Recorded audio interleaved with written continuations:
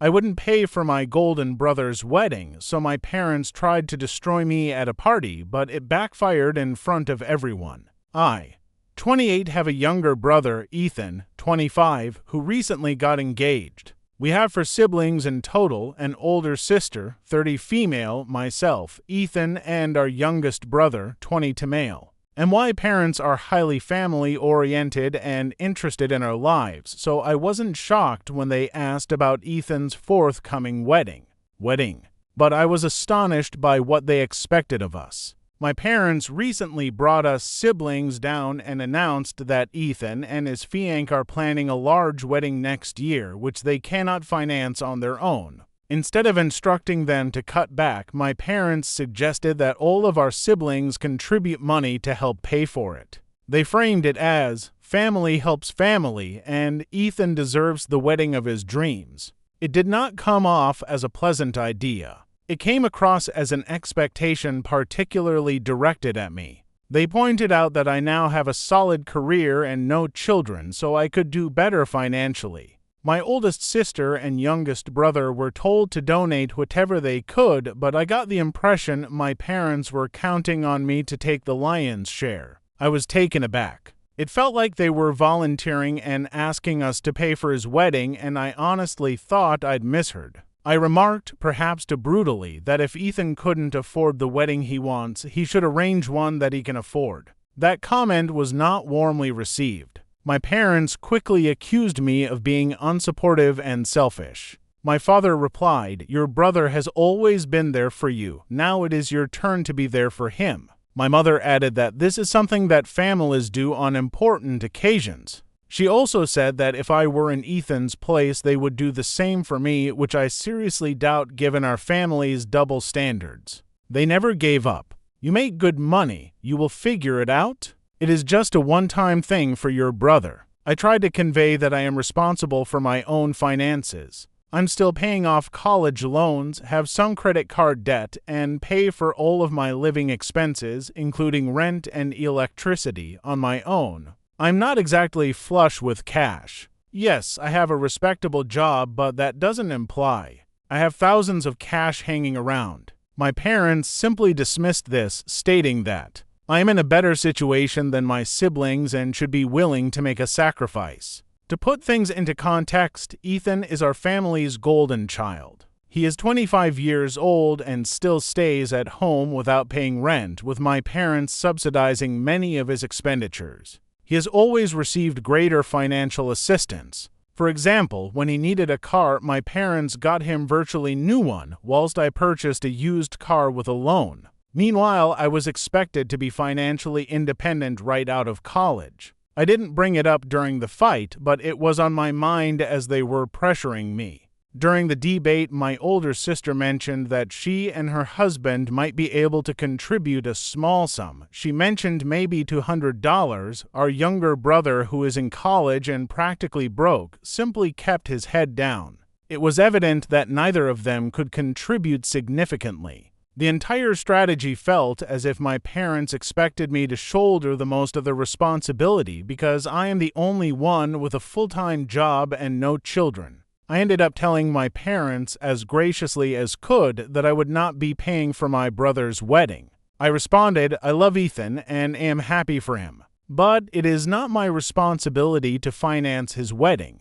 If he cannot afford his dream wedding, then he needs to adjust his expectations." I also made it clear that I would not go into debt or derail my own finances for this. They didn't take my refusal well. My mother began crying, expressing her disappointment in me. My father accused me of selfishness and failing to be a decent brother. He even hit me with the "after all we have done for you" guilt trip, which seemed harsh given that I had been financially independent for years. We reached an impasse in our conversation.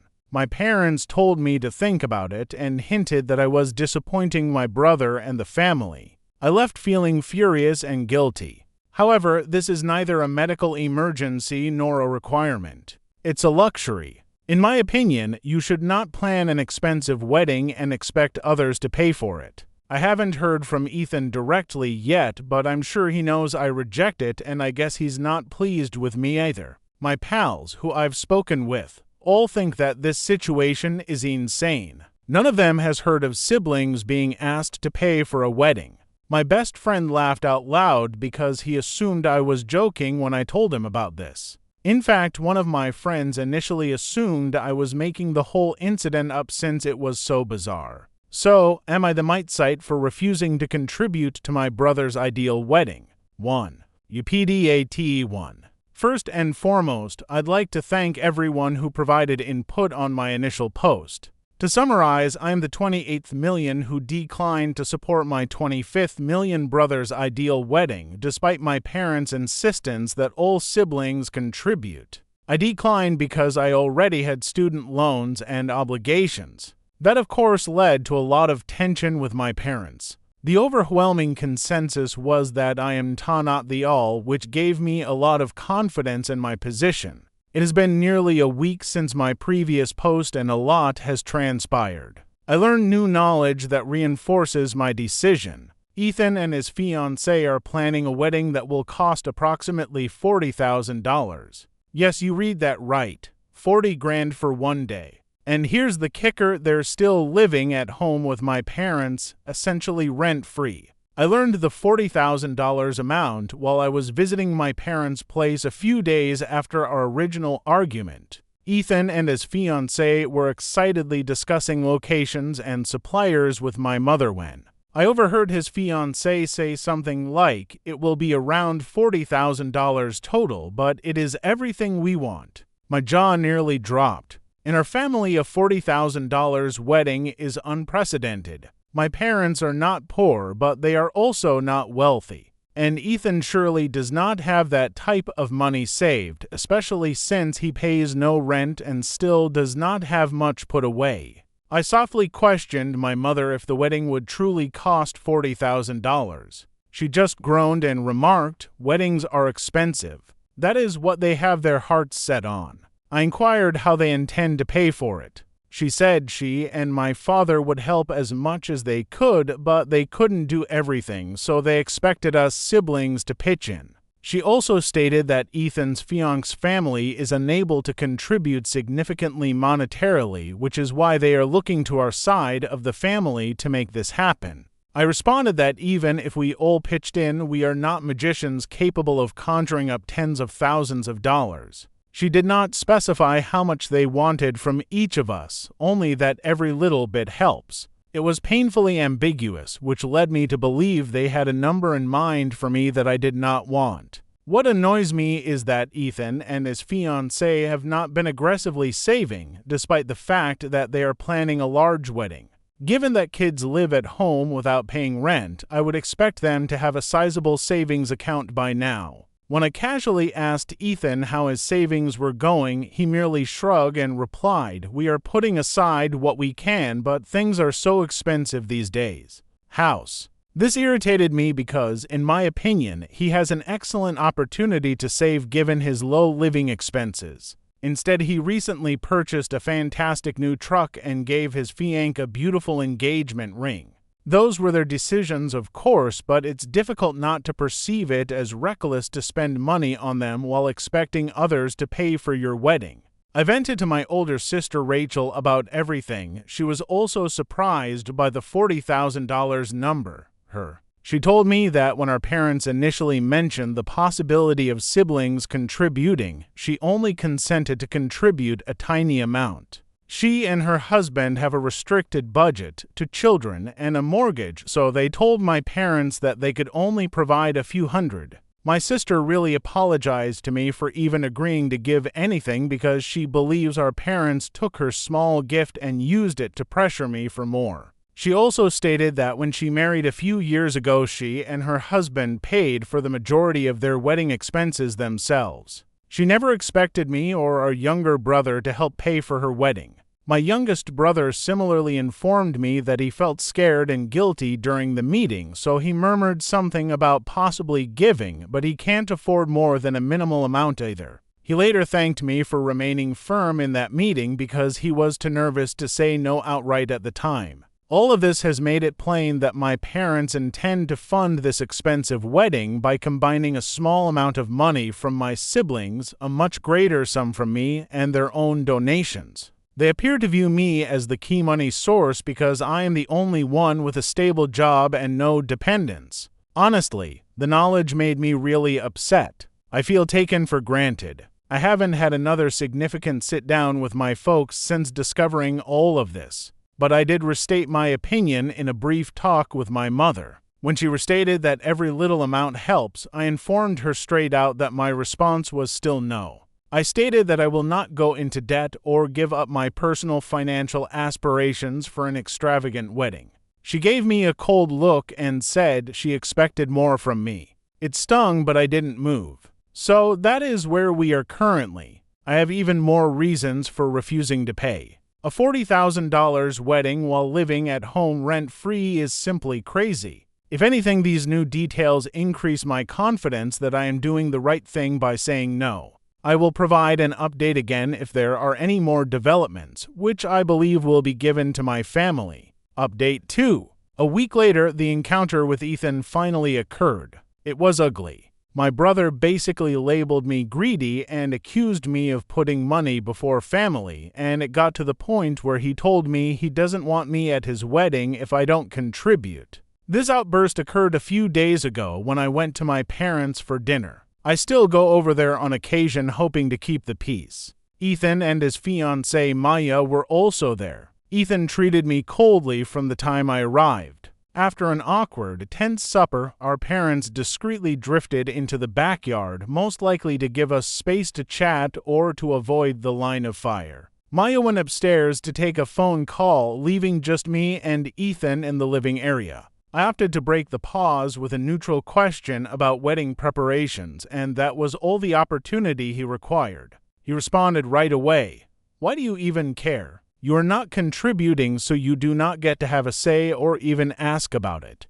I informed him quietly that I cared. He is my brother, and I want him to have a wonderful wedding. I simply cannot afford to pay for it. He stopped me off, stating, "It is not that you cannot, it is that you will not." According to him, I make a nice living and am simply choosing not to contribute. He labeled me selfish and accused me of failing my family.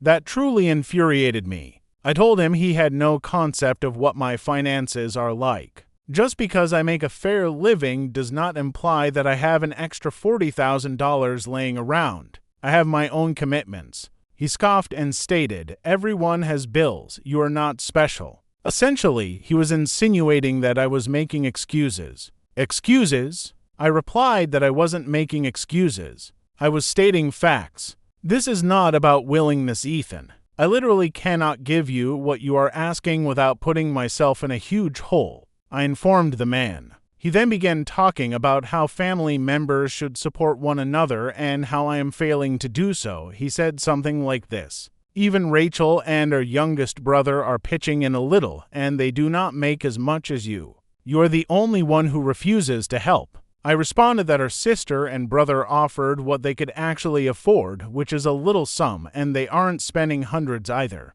They're doing what they can without hurting themselves. That is very different from expecting me to cough up a few grand, I told them. Ethan would have none of it. He doubled down, insisting that I simply do not care about him. He truly stated, "I would help you if you needed it. If you ever get married, agreed, do not expect any of us to be there for you." He was almost yelling by this time. Hearing him say he was embarrassed of me was very painful. Ethan and I had never been at odds before, so it was unexpected. He even went so far as to suggest that I should have expected to help pay for his wedding because I knew he didn't have much money. That one just blew my mind. Nobody bases their personal budget on paying for a sibling's wedding.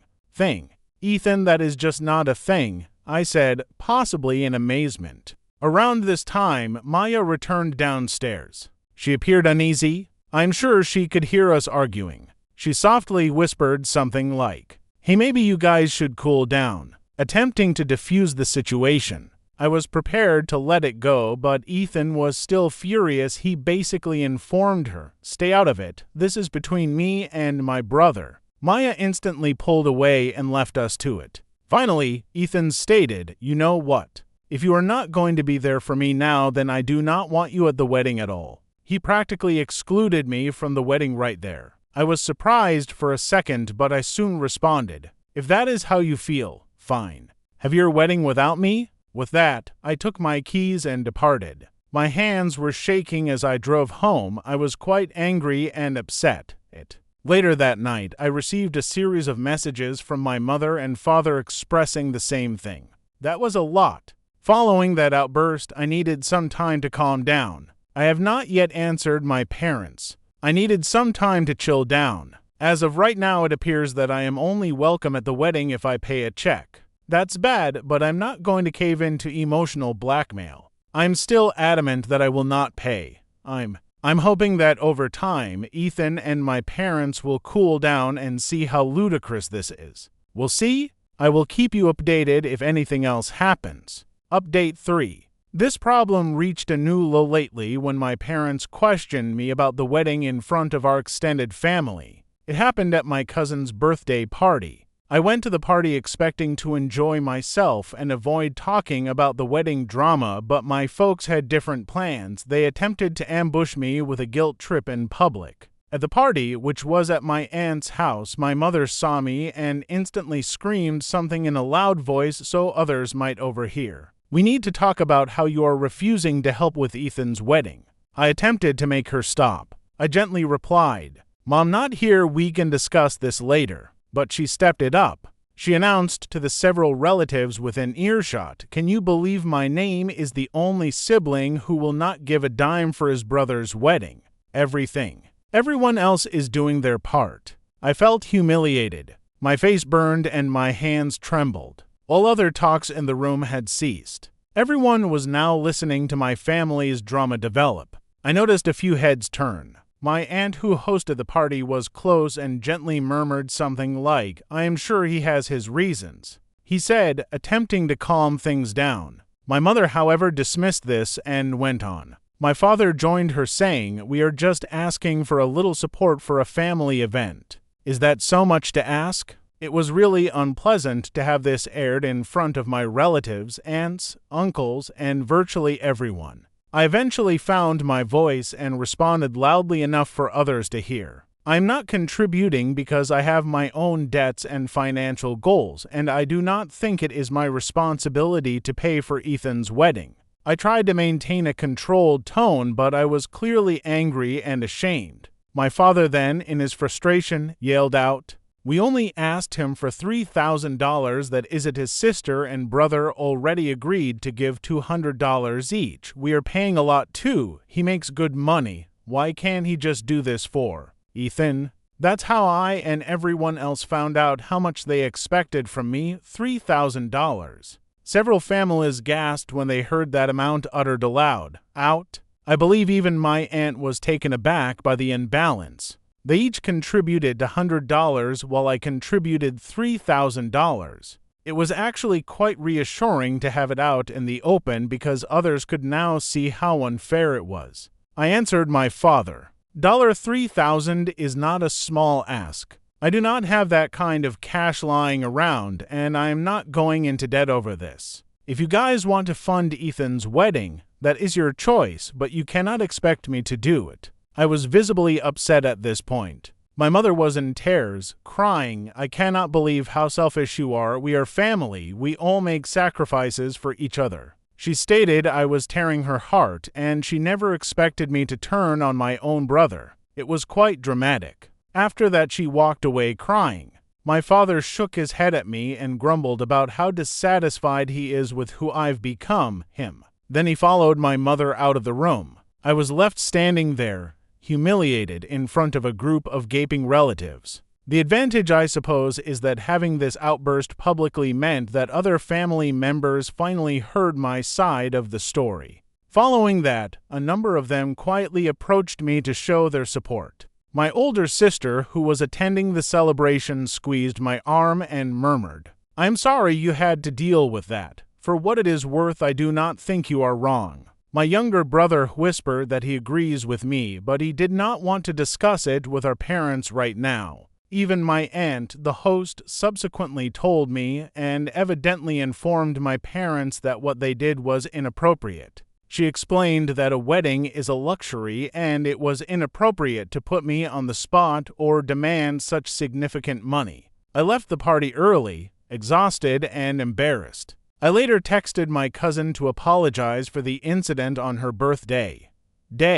She was nice and stated I had nothing to apologize for, but I felt horrible that our drama had ruined her celebration. By this moment, any doubts I had about standing my position had been removed. My parents' attempt to publicly embarrass me demonstrated how far they were willing to go. I sent a message to both of them, expressing my disappointment with how they handled the situation and said that I would not be addressing it further. I reiterated that I am not paying, and their attempt to bully me simply strengthened my position. Now that everything is out in the open, I'm ready for one final face-to-face conversation with my parents to put this subject to rest. I want to make it clear that I am done with the talk and that they must accept my response. I'll provide an update once I've had that final talk. Final update, I had my final chat with my parents and it went pretty much as predicted. We sat down in their living room and I could feel the tension right away. I went over to their place a few days after the public meltdown ready to get everything off my chest. I politely informed them that my decision stood. I will not contribute to Ethan's wedding, not now. Not as the date approaches, not on the day of, not at all. I emphasized that while I love and wish my brother the best, this is not something I am willing or able to accomplish. I also expressed how terrible it was that they attempted to ambush me at a family party. I said that was inappropriate and only made matters worse. There was quite a bit of back and forth. My mother was crying and my father was crimson in the face. I stated that they were the ones who prioritized money over our relationship by making this demand and reacted this way when I declined. Mind, at some point I delivered one of the important lines I had been holding in. If you want to fund Ethan's expensive wedding, that is your choice. But I am not going into debt for someone else's party, and that is final. That only made my father furious. He didn't like me calling it a party, but that's how I felt. The conversation became passionate and went in circles for a long time. My parents repeatedly tried to guilt me. My father even warned me, fine, but if you ever need help from us, do not expect it. And my mother, through her tears, replied, I guess we know now which one of our children really cares. Those comments were nasty, but I stood my ground. I kept reminding them that I had made my decision and they needed to respect it. Finally, I informed them that this would be the last time we talked about it. I am done with this discussion. I hope you can come to accept that because I am not changing my mind. I left their house feeling shaken and sad, but yet glad that I had expressed my feelings. My sister Rachel stopped by to check on me the day after the confrontation. We spoke for a long time. She apologized for our parents and Ethan's stubbornness. She hugged me and told me how proud she was of me for advocating for myself. Rachel believes our parents will ultimately cool off, but she is unsure when. I explained to her that the entire situation had been quite difficult for me emotionally. She knows. She is also unhappy with our parents, but she is attempting to avoid the direct line of fire. Still, hearing her say, I'm proud of you. This meant a lot to me. It reminded me that not everyone in my family thinks I'm a bad person for this. That was roughly a week ago. Since then, my parents have scarcely spoken to me. We have received no unnecessary calls or texts. Ethan and his fiancé are also not speaking with me. I believe I have been effectively barred from attending the wedding, if not already. I have not yet been officially informed that I am not invited, and to be honest, I do not intend to attend. In terms of my immediate family, my sister is attempting to remain neutral openly to avoid my parents' scrutiny, but she tells me privately that I did the right thing. My youngest brother openly defended me to our parents and had a heated disagreement with my father the other day, telling him they were being foolish. He called me later to complain about how out of line they were and to make sure I was all okay. It really helped to know he was on my side and even willing to stand up to our father like that. I told him I appreciated it, but I did not want him to get into trouble on my behalf. However, he is also frustrated with them. So my folks and Ethan are currently giving me the silent treatment. I won't lie. It hurts. The entire saga has been difficult and tiring. I'm not a confrontational person by nature, so being at odds with my own family has been really difficult for me. Despite this, I feel relieved that I am no longer caught up in endless negotiations or arguments. I have established a definite border. I am refocusing on my own life, including my work, friends, and siblings, relatives who are still on good terms with me. I've been devoting additional time and effort to repaying my school loans, despite my parents' wishes that I use the money for the wedding. It is fantastic to see that equilibrium decreases. I stand by the idea that I have done nothing wrong here, and I have no intention of apologizing for staying within my boundaries. But I also really regret that this has produced such a schism in our family. Maybe one day after the dust has settled, my parents and brother will forgive me or at least move on. I hope that we can reconcile in the future. I know I didn't do anything wrong by saying no, so I have no intention of apologizing, but I also don't want our relationship to deteriorate more. I'm not sure how things will go with the impending holidays if we're still not communicating, but I'll deal with it when it happens. Thank you to everyone who read this story and shared their support and perspectives. Alternatives. I never anticipated my post to get so much attention, but the counsel and encouragement I received helped me get through it. This was a far more intense experience than I had anticipated when I originally asked whether I was in the end. I am convinced that standing up for myself was my only viable alternative. It's unfortunate that it came to this, but I feel as if a weight has been lifted from my shoulders now that it's over. For the time being, I'm simply taking each day as it comes and praying for the best. You've listened to my story. I hope she shocked you just like she shocked me. Subscribe to me because it will be the best support for me in this very difficult time. You've been on the Shocking Reddit Confessions channel.